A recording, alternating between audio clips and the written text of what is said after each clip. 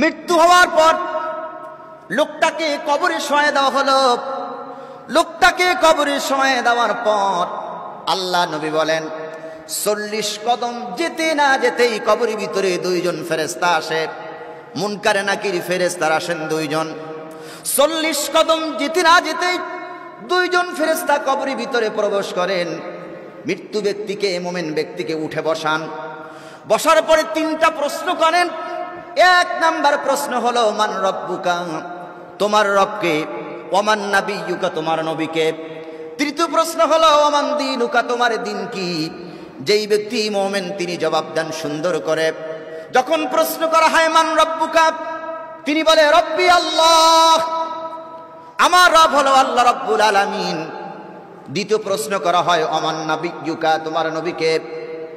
অথবা নবী করিম সাল্লাল্লাহু আলাইহি সাল্লামের আকৃতিতে কাউকে দেখানো হয়, অথবা রাসূল করিম সাল্লাল্লাহু আলাইহি সাল্লামকে সরাসরি দেখানো হবে। হাদিসের বিভিন্ন বর্ণনা আসছেন।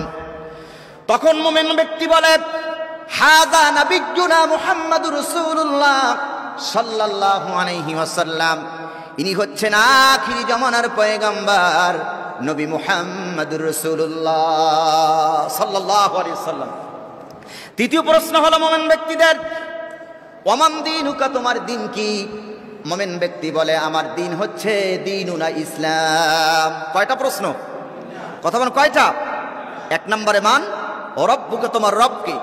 2 নম্বরে ওমান নাবিয়্যুকা, তোমার নবীকে। 3 নম্বরে ওমান দীনুকা, তোমার দিন কি। প্রশ্ন 3টা সহজ না কঠিন? কতক্ষণ সহজ না কঠিন? রবের নাম কি? নবীর নাম কি? দ্বীনের নাম কি?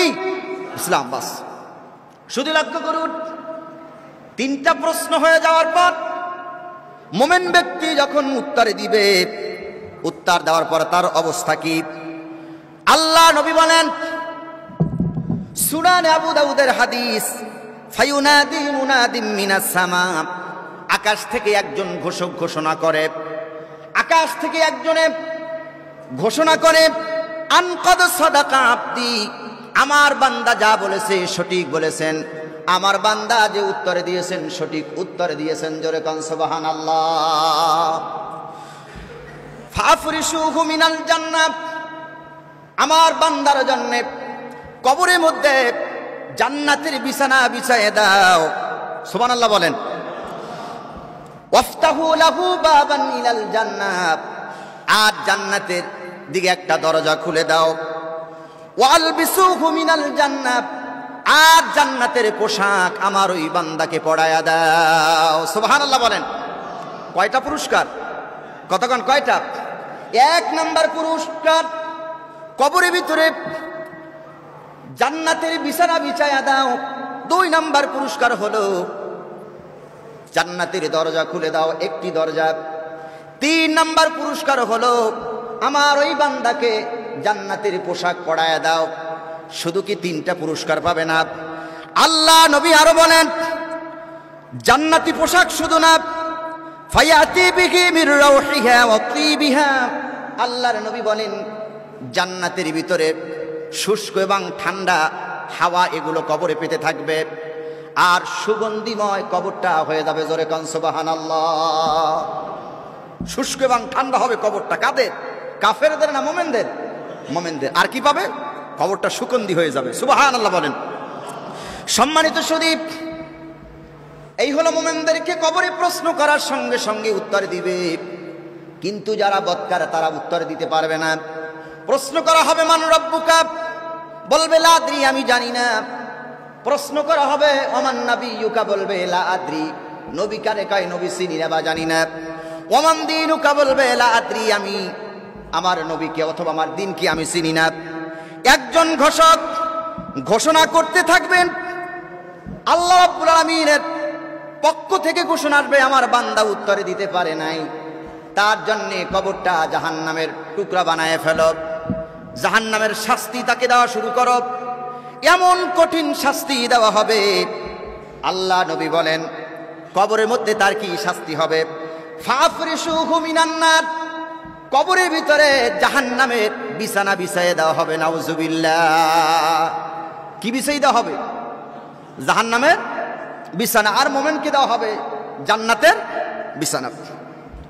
দুই নাম্বার কি হলো, ওয়ালবিসুহু মিনান নার, আর তাকে জাহান্নামের পোশাক পরায় দাও। আফতাহু লাহু মিনান নার, আর জাহান্নামের দরজা খুলে দাও ওই ব্যক্তির জন্য। শুধু লক্ষ্য করেন, আল্লাহ নবী বলেন এই তিনটা শাস্তি ছাড়ারও শাস্তি আছে। বৎকারের যারা প্রশ্নের উত্তরে তারা দিতে পারবে না, আল্লাহ নবী বলেন তাদের কবরটাকে সংকীর্ণ করে দেওয়া হবে, ছোট্ট করে দেওয়া হবে।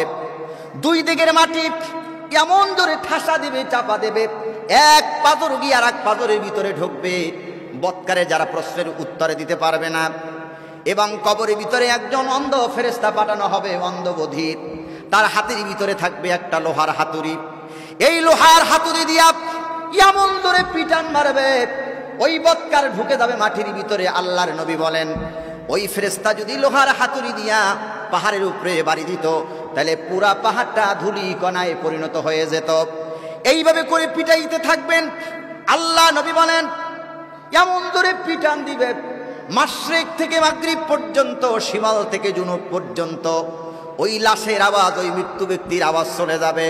একমাত্র জিন আর ইনসান শুনতে পায় না, আর সকল সৃষ্টিকুল ওই মৃত্যু ব্যক্তির আওয়াজ শুনতে পায়। নাউজুবিল্লাহ বলেন।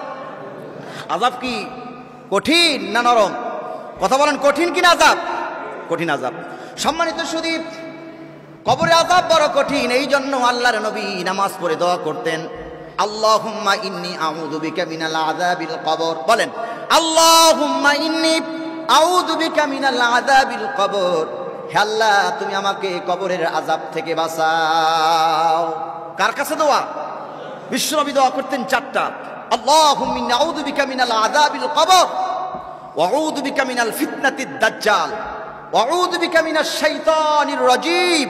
আরেকটা দোয়া করতেন, আল্লাহুম্মা আজিরনা মিনান নার। হে আল্লাহ, তুমি আমাকে জাহান্নামের আযাব থেকে রক্ষা করো। কার কাছে বলবেন? হুজুর বলেন সকাল এবং সন্ধ্যায় যে ব্যক্তি পড়ে আল্লাহুম্মা আজিরনা মিনান নার, সবাই বলেন আল্লাহুম্মা আজিরনা মিনান নার। অনবর্ণনা এসেছে আল্লাহুম্মা আজিরনি মিনান নার। হে আল্লাহ, তুমি আমাকে তোমার আযাব থেকে নাজাত দান করো। সুবহানাল্লাহ।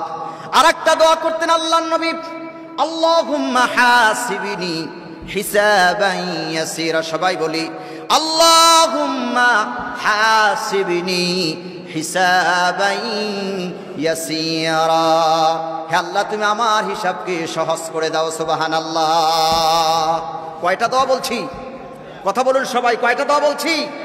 আল্লাহুম্মা ইন্নী আউযু বিকা মিনাল আযাবিল কবর, আল্লাহুম্মা ইন্নী আউযু বিকা মিনাল ফিতনাতিদ দাজ্জাল, আল্লাহুম্মা ইন্নী আউযু বিকা মিনান নিসা।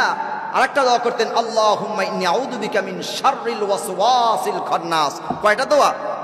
কথা বলুন কয়টা? কারণ কবরে আযাব বড় কঠিন। এই জন্য নবীজি দোয়া করতেন, আল্লাহুম্মা ইন্নী আউযু বিকা মিনাল আযাবিল কবর। সম্মানিত শুধু কবরে আযাব যে বড় কত কঠিন, এখন তিরমিজি থেকে একটি হাদিস আমি আপনাদেরকে শোনাই। আল্লাহ নবীর জলিলুল কদর একজন সাহাবী, যার নাম হলো হযরতে ওসমান রাদিয়াল্লাহু তাআলা আনহু। এই ওসমান রাদিয়াল্লাহু তাআলা আনহু তিনি কবর দেখে দেখে কাঁদতেন। কবরের পাশে দাঁড়ায় হযরত ওসমান রাদিয়াল্লাহু তাআলা আনহু কাঁদতেছেন। নবীজির আর একজন সাহাবী, যার নাম হলো হযরতে আলী। আলী গিয়া হযরত ওসমানকে প্রশ্ন করলেন, ভাই ওসমান, আল্লাহ নবী মসজিদে নববীর ভিতরে যখন জান্নাত আর জাহান্নামের বয়ান করে, তখন তো তুমি এত বেশি কাঁদো না, কিন্তু কবর দেখে কেন কাঁদো?